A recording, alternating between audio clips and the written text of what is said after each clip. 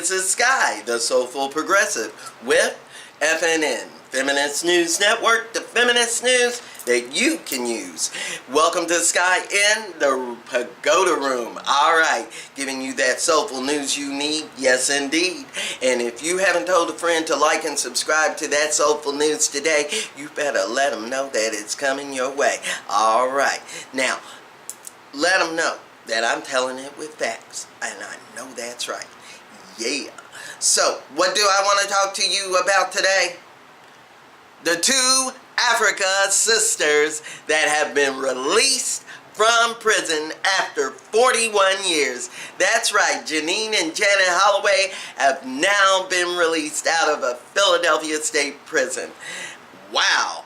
And in 1978, when there was a raid on the Move 9 house where they locked up a lot of members in the 1978 raid for being falsely accused of a murder of a cop, and then still sat in prison even after they were found not guilty.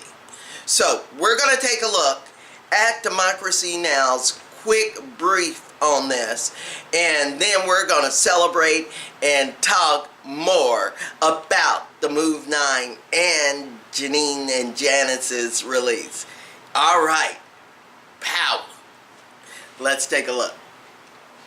And two members of the Move 9 were released from prison on parole Saturday. Janine Phillips Africa and Janet Holloway Africa spent 40 years behind bars after being convicted of third-degree murder in police officer James Ramp's 1978 death. They were arrested with 7 others following a Philadelphia police raid on the House of Move, a radical anti-police brutality and largely African-American group. Husband and wife Mike Africa Sr. and Debbie Africa were both released last year and have since married.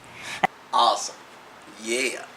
That is great, don't you think? You better. I know that's right. Because these girls stayed in for 41 years to make sure they stood behind the Move 9 and Africa House to promote and defend the rights of the Africa family, which they should have did. Alright, so now they were greeted by the other women except for Linda and Mike, who I don't blame, needs to stay far away from that place and that situation and any resemblance thereof. Now, Ramona, who was a part of the bombing of 1985, she was there along with Sue and Pam and Consuela, and I do believe they were at the Philly Student Union that's across the street from the Malcolm X Park, if you know where I'm talking about.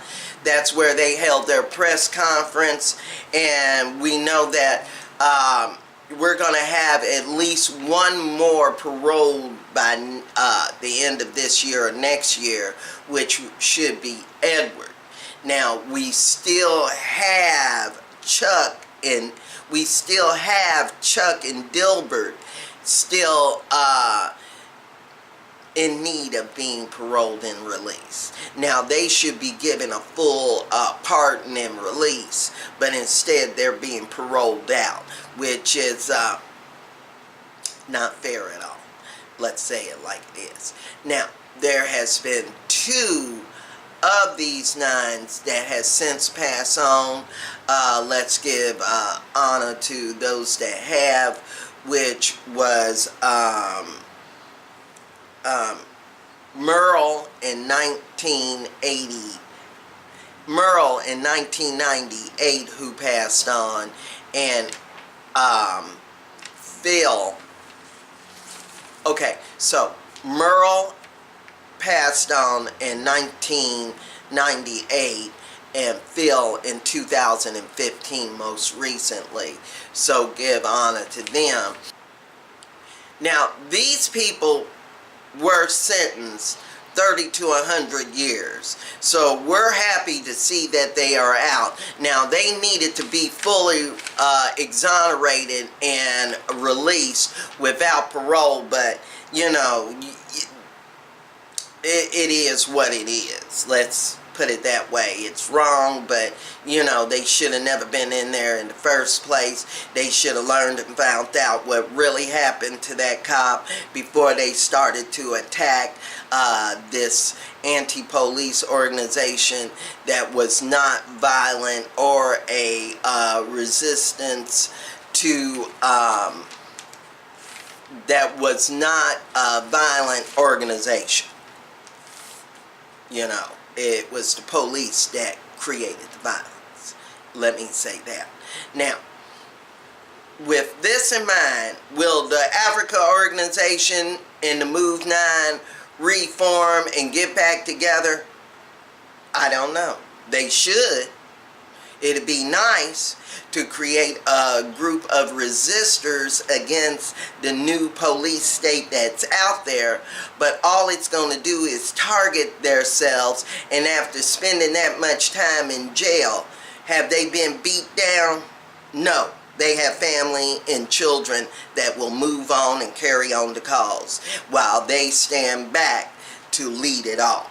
Now, if you agree with that, leave comments below and let me know in regards to the release of Janet and Janine Africa. Let's hear it again. Congratulations, girls, for getting out for an unjust day.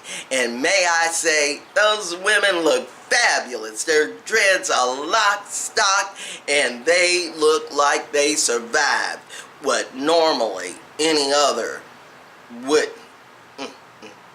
I know that's right. Let's hear it for those girls being able to come through strong and hold on. You know, when you're locked up in groups like that, a lot of people are locked up by themselves, so they had each other to lean upon, where a lot of women don't have that. So let me make sure I mention that, because that's what helped out to get them through that 41 years of abuse and injustice. Okay, so like I said, leave comments below if you want to say something. I know. And remember, I'm still that one-man team. Yeah, so if you care to donate, PayPal me at Feminist News Network and contact me at FeministNewsN@gmail.com. Don't forget to like and subscribe to the YouTube channel and the Facebook page.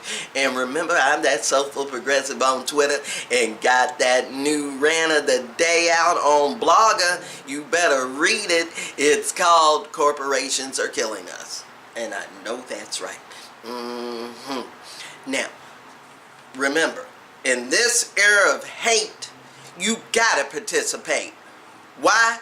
Because if you don't, we're just going to have another fate like 1978. And we need to get out of this now fascist state that America is in, because history won't look kind upon it, my friend. Now, if you agree with that, remember, I appreciate you watching. Thanks for joining.